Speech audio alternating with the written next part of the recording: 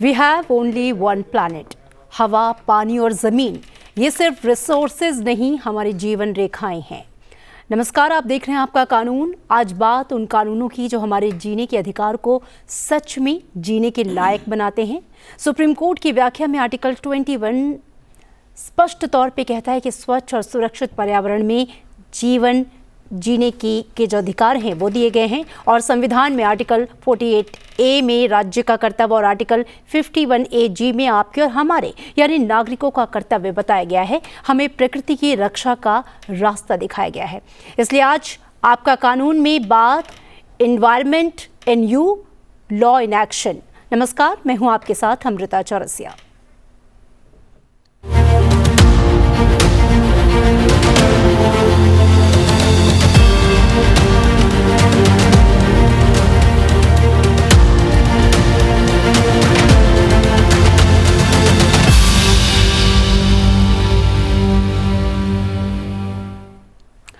पिछले 5 दशकों में हमने एक मजबूत ग्रीन लीगल फ्रेमवर्क बनाया।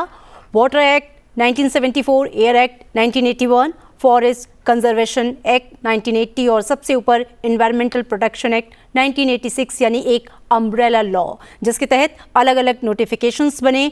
आज के शो में हम बात करेंगे इन एनवायरमेंट के रक्षा से जुड़े लॉस की। जिम्मेदारी किसकी है, आपकी, हमारी या सिर्फ सरकार की? क्लाइमेट एरा में आगे का रास्ता क्या है और क्लाइमेट चेंज के इस दौर में हम, आप और कानून कितना तैयार हैं हमारे इस ग्रह ओनली वन प्लैनेट को बचाने के लिए? आइए चर्चा की शुरुआत करते हैं। मेरे साथ स्टूडियो में 2 बेहद खास मेहमान मौजूद हैं, उनसे आपका परिचय करा दूं। मेरे साथ सुरेश चंद्रा जी हैं, आप फॉर्मर लॉ सेक्रेटरी हैं गवर्नमेंट ऑफ इंडिया। सर, बहुत स्वागत है आपका सनसेट टीवी में। साथ ही स्टूडियो में डॉक्टर भारती मौजूद हैं, आप प्रोफेसर हैं लॉ की, dean faculty of law, Manipal university Jaipur. स्वागत है मैम आपका सनसेट टीवी में। सुरेश चंद्रा जी, चर्चा की शुरुआत आपसे करते हैं। अगर हम सरल शब्दों में अपने दर्शकों को बताना चाहें कि एनवायरनमेंट प्रोटेक्शन एक्ट 1986 को हम अम्ब्रेला लॉ क्यों कहते हैं और कैसे सरकार प्रैक्टिकली स्टैंडर्ड तय करती है, रूल्स नोटिफिकेशंस लाती है, किस तरीके से नागरिकों को उनके अधिकारों से अवगत कराया जाता है और उनकी ड्यूटीज से भी कि एनवायरनमेंट का प्रोटेक्शन इस लॉ के तहत आपको करना है? मैडम, आपने अभी एक्सप्लेन किया है हमारा फ्रेमवर्क। कॉन्स्टिट्यूशन से सारे लॉ ओरिजिनेट होते हैं जी। 1970s से पहले ऐसा नहीं है कि एनवायरनमेंट को प्रिजर्व करने का या सस्टेनेबल डेवलपमेंट का कोई हमारे पास पाथ नहीं था या सुप्रीम कोर्ट के जजमेंट नहीं थे। सुप्रीम कोर्ट के जजमेंट्स थे। पहले हमारे यहाँ क्योंकि पॉल्यूशन इतना ज़्यादा नहीं होता था और जो वेस्टेज है, गार्बेज है, इतना अधिक नहीं होता था। साइंटिफिक डेवलपमेंट से और जो हम एक्सप्लॉइट कर रहे हैं धरती को, जिस स्पीड से बाद में ये महसूस किया गया 17 में स्टॉकहोम कन्वेंशन में और कुछ इंटरनेशनल कन्वेंशंस में, कि हमारी सबकी ये जिम्मेदारी है कि हम अपनी पृथ्वी को प्रिजर्व करें जी। और इतना ही एक्सप्लॉइट करें जितना कि हमारे डेवलपमेंट के लिए और हमारे जीवन के लिए ज़रूरी है। पर कंट्रीज़ और जो हमारे सिटीजन्स हैं, जो हमारे पीपल हैं, वो जिसकी जितनी माइट होती है, जितना साइंटिफिक डेवलपमेंट, टेक्निकल डेवलपमेंट है, वो उसी स्पीड से उसका एक्सप्लॉइटेशन करते हैं। इसीलिए हमारे ये लॉ आए, एनवायरमेंटल प्रोटेक्शन एक्ट और वाटर, एयर पॉल्यूशन, ये सारे ये बाद में आए हैं। बट ऐसा नहीं है कि we remember under the CRPC में पहले एक बहुत रतलाम म्यूनिसिपैलिटी का एक केस था और उसके बेस पे सुप्रीम कोर्ट ने ये कहा कि यस, ये एनवायरनमेंट प्रिजर्व करने के लिए डायरेक्शंस हम दे सकते हैं। तो वहाँ से न्यूसेंस से, नेग्लिजेंस से, टॉर्ट से ये हमारा जो लॉ निकल के आया और बाद में फिर ये फ्रेमवर्क आया जो आपने कहा है, एनवायरमेंटल एक्ट और वाटर और air pollution, forest conservation regulation act पहले भी था। तो overall this is the legal framework. उसके बाद हम रूल्स रेगुलेशंस बनाते हैं मैडम, जी डिपेंडिंग अपॉन दी रिक्वायरमेंट। जी Thank you. बिल्कुल। डॉक्टर भारती, 1972 के बाद जो हमारा इन्वायरमेंटल लॉ है वो कैसे मैच्योर हुआ है, कोर्ट्स ने राइट टू लाइफ में क्लीन इन्वायरमेंट को जोड़कर आम लोगों की ज़िंदगी में किस तरह का फ़र्क लाने की कोशिश की है, और हम जानते हैं कि आज हम किस तरह की परिस्थितियों से जूझ रहे हैं। अगर हम नेशनल कैपिटल की भी बात करें, हम जानते हैं कि विश्व के मानचित्र पर देखें तो दिल्ली कितना पॉल्यूटेड एयर पॉल्यूशन के मामले में शीर्ष पे दिखाई देता है। ऐसी सिचुएशंस में जो लॉ एग्जिस्ट करते हैं वो क्या इन परिस्थितियों को टैकल कर रहे हैं? कहाँ पे कमी रह जा रही है कि ये जो सिचुएशन है वो आए दिन बढ़ती ही चली जा रही है? जो हमारा कानून है, स्पेशली विद रिस्पेक्ट टू पर्यावरण या फिर हम जो एनवायरनमेंट कहते हैं, इसकी शुरुआत एक with the commencement of constitution ही थी, जब कुछ सब्जेक्ट्स डिस्ट्रीब्यूट किए गए between the centre and state and concurrent list के तहत। पर इसका जो खास इसका एक शेप बना वो विद इंटरनेशनल डेवलपमेंट्स रहा जब स्टॉकहोम कॉन्फ्रेंस हुई 1972 में। उसके बाद ही कॉन्स्टिट्यूशन में अमेंडमेंट्स आए जो आपने रेफ़र किए, आर्टिकल 48A, 51AG। उसके बाद एक बहुत स्ट्रॉन्ग मोमेंटम बना एंड बहुत सारे स्टैट्यूटरी लॉज आए। इसके अलावा हमारी जो कानून प्रणाली है, स्पेशली सुप्रीम कोर्ट और हाई कोर्ट ने बहुत स्ट्रॉन्ग जजमेंट्स दिए हैं। बहुत सारे इंडिविजुअल्स और NGOs प्रेरित हुए हैं पब्लिक इंटरेस्ट लिटिगेशन के थ्रू, जिसमें MC मेहता केसेस का बखान बहुत एक आम होता है as a student of law. And हमें समझ आता है कि 1991 में सुप्रीम कोर्ट ऑफ इंडिया ने शायद पहली बार एक ऐलान किया that we have the right to pollution free environment. अभी रिसेंटली ही 2024 में सुप्रीम कोर्ट ने क्लाइमेट चेंज मतलब जलवायु परिवर्तन के से संबोधित एक और बड़ा important case Ranjit Singh versus union of India में कहा कि we have the right to be free from the adverse effects of climate change. Right, so अगर हम नोटिस करें बहुत सारे कानून भी रहे हैं और लिटिगेशन जो हम कहते हैं क्लाइमेट लिटिगेशन भी रहा है, legislation as well as litigation, जिसने एक स्ट्रॉन्ग फ्रेमवर्क तय किया है for India regarding environment as well as climate change.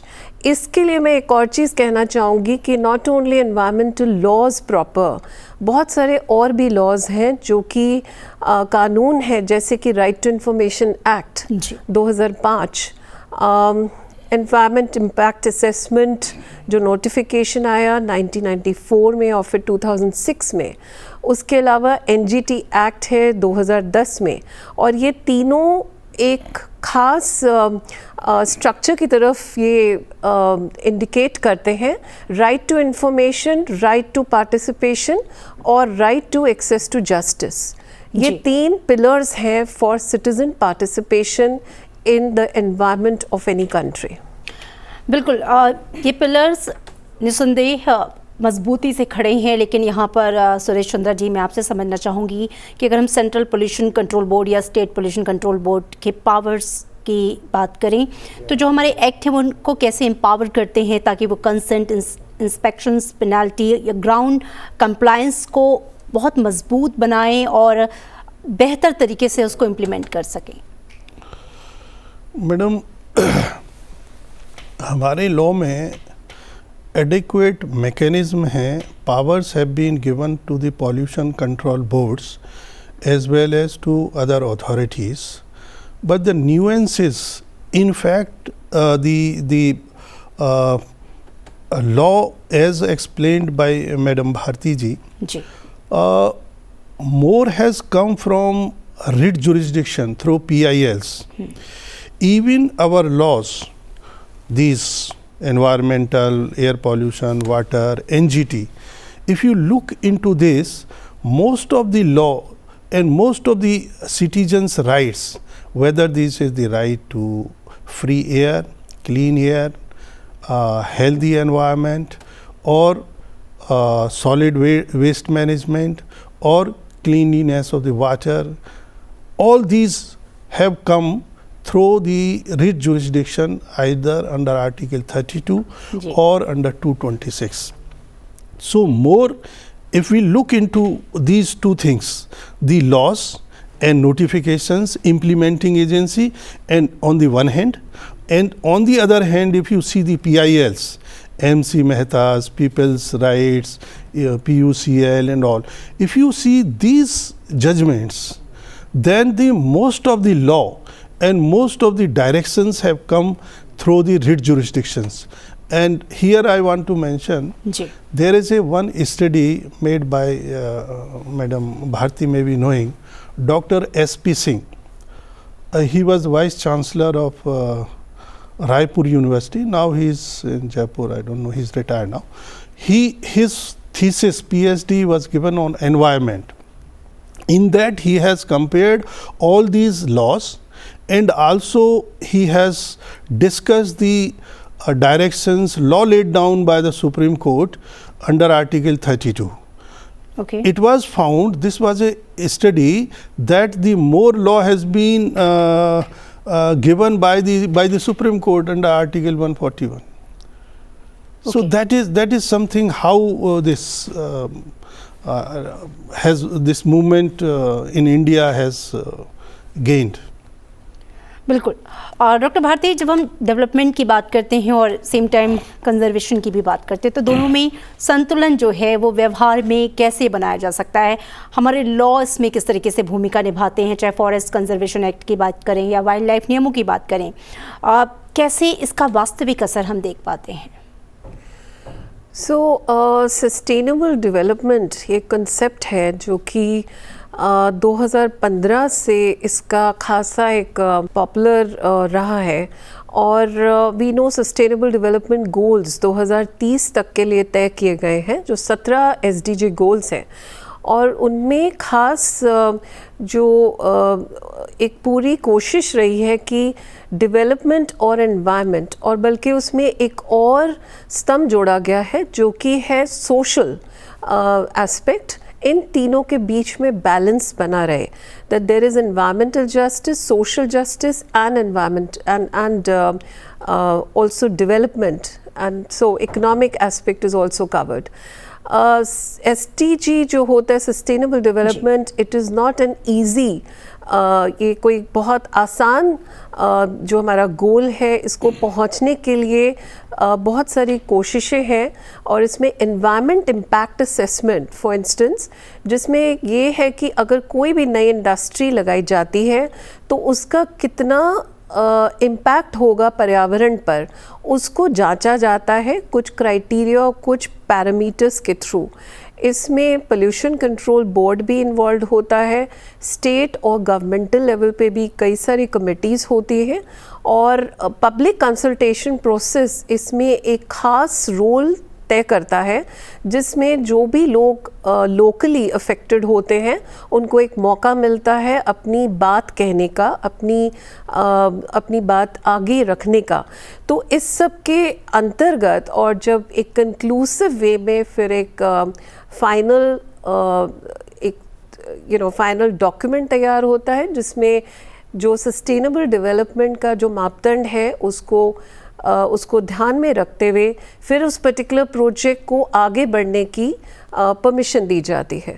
So of course it is not a simple matter, उसके खिलाफ भी बहुत सारे केसेस इस तरह के प्रोजेक्ट्स के लिए आते हैं, सुप्रीम कोर्ट में भी इन अपील, NGT पे ऑफ कोर्स वो पहली बार जाते हैं। So it is not an easy issue globally speaking. It is a global issue, and it is requiring a lot of effort by scholars, by practitioners, or sustainable development is considered in modern times the only way to address the conflict between environment and development. बिल्कुल सुरेश चंद्र जी, जैसा कि madam ने भी कहा कि ये क्योंकि जो इन्वायरमेंट है और उससे जुड़े जो इश्यूज़ हैं वो लोकल नहीं है, डेफिनेटली वो ग्लोबल हैं, और सभी को मिलकर कहीं ना कहीं इस पर काम करने की ज़रूरत है। और लॉ जो है वो सिर्फ पनिशमेंट के लिए नहीं है, बिहेवियर चेंज भी बहुत ज़रूरी है। ऐसे में जो अगर मैं लोगों को जागरूक करने की बात करूं, अवेयर करने की बात करूं अपने इन्वायरमेंट को लेकर, उसे लेकर क्या कोई सिस्टम है या फिर किस तरीके से हम लोगों को और ज़्यादा जागरूक कर सकें इन्वायरमेंट प्रोटेक्शन को लेकर, उनके लॉस को लेकर, उनकी ड्यूटीज़ को लेकर? देखिए, यस, मुझे लगता है हमारे पास फंडामेंटल ड्यूटीज़ और एडिक्वेट प्रोविजंस लॉ में हैं, लेकिन हमारा ये फील्ड लेवल तक आगे लोगों को बहुत सारी चीज़ें पहुंचती नहीं हैं, ये जो लीगल प्रोविजंस हैं जी। तो मैंने देखा है आजकल बहुत सारे NGOs हैं और गवर्नमेंट बॉडीज़ जो इम्प्लीमेंट करती हैं हमारे लॉज को, वो भी काफ़ी एक्टिव हैं, state governments and central government के ऑर्गेनाइजेशंस भी। जैसे मैडम जी ने कहा कि हमारे राइट टू इन्फॉर्मेशन के थ्रू भी लोग बहुत अवेयर हो रहे हैं। पहले जो हमारे एयर कंडीशनड रूम में पॉलिसीज़ बनती थी, अब एक आम आदमी इंफॉर्मेशन ले सकता है कि what is the basis for this information, what are the efforts which are, मैं कितना हम ये कोशिश इस डायरेक्शन में कर रहे हैं कि जो हम पॉलिसी बनाते हैं उसमें लोगों की भागीदारी और उनकी कंसल्टेशन हो। तो ये इस पे पंचायत लेवल पे, डिस्ट्रिक्ट लेवल पे, एनवायरमेंटल कमेटीज़ के थ्रू और अथॉरिटीज़ हैं, कर रही हैं, पर फिर भी एडवोकेसी की ज़रूरत है। एजुकेशन से लेकर के, हमारे एजुकेशन सिलेबस से लेकर के जो हमारी एजेंसीज़ हैं वो भी लोगों को बताएं कि हमें सस्टेनेबल डेवलपमेंट करना है, खाली डेवलपमेंट नहीं, जो एक बैलेंस्ड अप्रोच लेके चलना है, न कि हम एक जनरेशन हम ये एक्सप्लॉइट कर लें और अगली जनरेशन को हम ऐसा पॉइजनस एनवायरनमेंट छोड़ के जाएं। ये एजुकेशन नॉट ओनली लोगों को दे, लेकिन जो सभी अथॉरिटीज़ हैं और जो भी स्टेक होल्डर्स हैं उनका भी एजुकेशन काउंसलिंग बहुत ज़रूरी है। जी डॉक्टर भारती, लोगों में अवेयरनेस हालांकि धीरे धीरे ही सही लेकिन आ रही है। अगर हम सिंगल यूज़ प्लास्टिक बैन की बात करें तो अभी तक जो उसको लेकर कैंपेन चला है, अवेयरनेस चली है, उसमें सबसे कठिन चुनौतियां आपको क्या दिखी हैं? क्योंकि बहुत सारी प्रैक्टिकल प्रॉब्लम्स हैं जो लोग उसको नहीं छोड़ पा रहे हैं, या फिर जो रूल्स बनाए गए हैं वो उस तरीके से इम्प्लीमेंट नहीं हो पा रहे हैं। राइट, सो बहुत सारे चैलेंजेस हैं और पब्लिक पार्टिसिपेशन, जो हम कहते हैं आम नागरिक का एक पूरा योगदान हो पर्यावरण के प्रति, ये एक बहुत मेजर रिक्वायरमेंट है इन एनी पर्टिकुलर कंट्री। और ये ग्लोबली भी देखा जा रहा है अब कि बहुत सारे NGOs और बहुत सारे इंडिविजुअल्स आगे बढ़ रहे हैं। नेदरलैंड्स में एक बड़ा खास केस हुआ 2015 में, उर्जांडा केस, एंड एक काइंड ऑफ मूवमेंट आया है across all jurisdictions, across all countries, जहाँ पर जो पर्यावरण का मुद्दा और स्पेशली क्लाइमेट चेंज का मुद्दा सामने कोर्ट्स के आया है। और वो वाकई पॉसिबल है अगर इंफॉर्मेशन कंप्लीट हो, और इंफॉर्मेशन में एक we need to bridge the gap between जो भी एक लॉज बनते हैं and the rest of the society, because इन लॉज की जानकारी बहुत ज़रूरी है for the youth of the country, for every individual in the country, क्योंकि उसी से फिर आप आगे जो गवर्नमेंट भी है, सरकार भी है, वो भी एक काइंड ऑफ ट्रांसपेरेंसी आती है, उसमें अकाउंटेबिलिटी आती है। चैलेंजेस में जब हम सिंगल प्लास्टिक की बात करें या फिर इवन ई-वेस्ट की, बिकॉज ये इशूज़ ऐसे हैं जो कि डे टू डे रूटीन में हम लोगों को अफेक्ट करते हैं।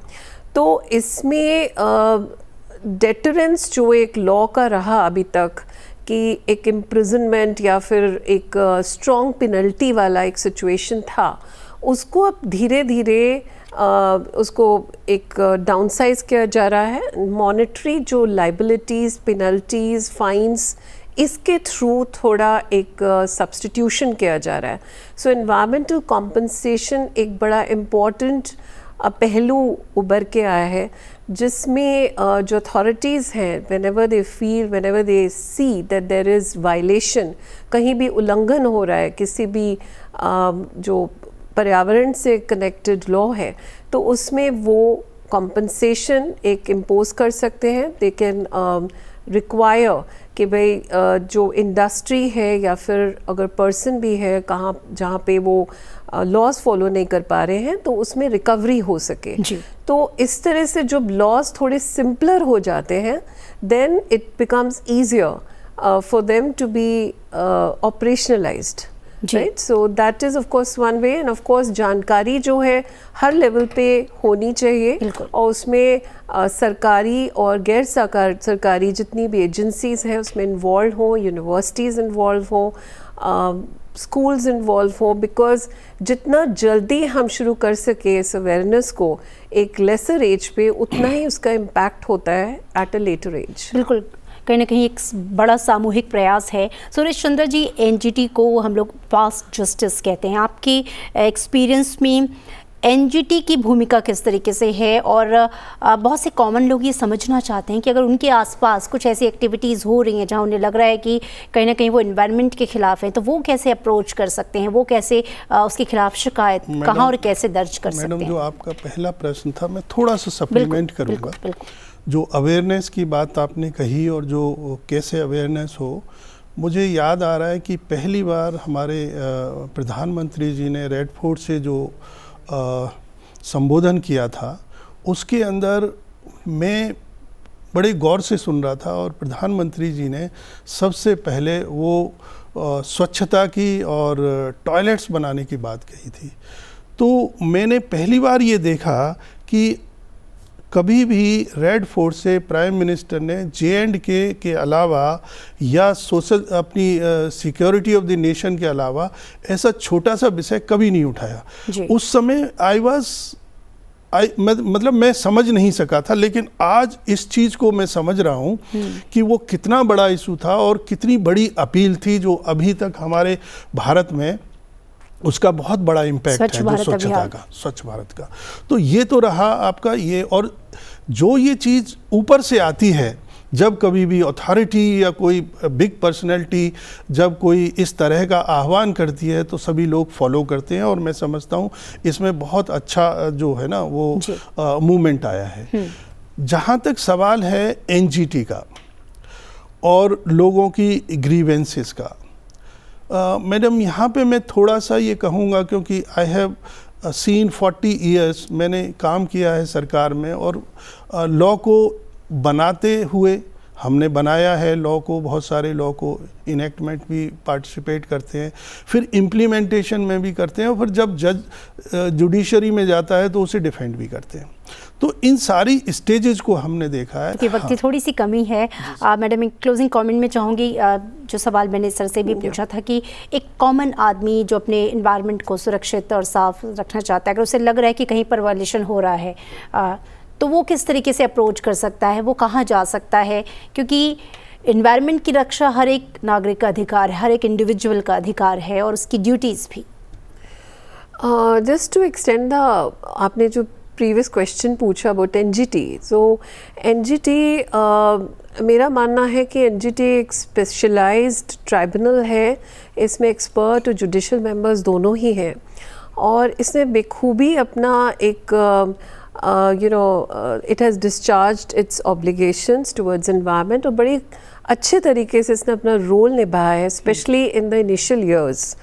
और कई सारे इसके खास प्रोविजंस हैं, स्पेशली जो इंटरनेशनल लॉ में polluter pays principle, precautionary principle, sustainable development principle, ये सभी मद्देनज़र रखे जाते हैं जब कोई भी केस पे गौर किया जाता है. और ये इसलिए बहुत ज़रूरी है बिकॉज क्लाइमेट चेंज जो एक ग्लोबल कंसर्न है, एग्जिस्टेंशियल क्राइसिस जिसे हम मानते हैं, इसलिए एनजीटी का एक बहुत ही प्रभावशाली एक रोल होना ही चाहिए. कुछ केसेस ऑफ कोर्स रहे हैं जहाँ पर जो इश्यूज हैं अबाउट डेवलपमेंट वर्सेस एनवायरनमेंट, उस पे मतभेद रहा है, लेकिन अगेन जो आम नागरिक है उसके लिए एनजीटी एक एक it's a final destination, because वो अगर उसको कोई ऑब्जेक्शन है, आपत्ति है, या उसको दिख रहा है कि कहीं पर पर्यावरण को एक खेत पहुंच रहा है, तो he has to have access to justice. So NGT एक encouraging और एम्पावरिंग एक्ट है जिसमें सो मोटो भी प्रोविजन है. हाँ, सो मोटो जिसमें NGT अपने आप से, अगर कोई केस उसको ऐसा लगता है, उसकी इंफॉर्मेशन में आता है, उसको पता चलता है कि कोई दुर्भाव हो रहा है किसी एनवायरनमेंट, पर्यावरण के किसी हिस्से पर, तो अपने आप से उस केस को ले सकता है. तो even any individual can go before NGT, apart from the fact that appellate jurisdiction है उसके पास, and of course NGT के आगे तो सुप्रीम कोर्ट फाइनल आर्बिटर है ही. तो इसलिए जो हमारी न्याय प्रणाली है वो एक बहुत अहम हिस्सा एक रोल प्ले करती है फॉर एड्रेसिंग ग्रीवेंसेस. ये तो हुआ एक जुडिशल जो एक मशीनरी के अंतर्गत. जो आम जो समस्याएं हैं इसमें yes, every citizen has to be conscious, क्योंकि हम देखते हैं रोज़ की ज़िंदगी में प्लास्टिक से, या वेस्ट जो ई वेस्ट है, या फिर सॉलिड वेस्ट है, या फिर जो भी और इश्यूज़ हैं, पोल्यूशन है, हवा और पानी में कितना मुश्किल हो गया है जीना इन सब के बीच. बिल्कुल. तो इसलिए ये तो एक बिल्कुल ही दे आर रीजनेबल पॉइंट्स जिसमें हर सिटीजन को अपनी जिम्मेदारी समझनी होगी. बिल्कुल, बहुत ही माफी के साथ, क्योंकि वक्त हो चुका है इसको क्लोज करने का. आप दोनों खास मेहमानों का बहुत शुक्रिया. तो ये धरा हमारी नहीं, हम धरा के हैं, और कानून किताबों से निकलकर हमारे जीवन में आना चाहिए. हमें अपनी राइट्स तो समझनी ही, अपनी ड्यूटीज़ को भी समझना है. हमारे इस कार्यक्रम को आप संसद टीवी के यूट्यूब चैनल पर देख सकते हैं. दीजिए इजाज़त, नमस्कार.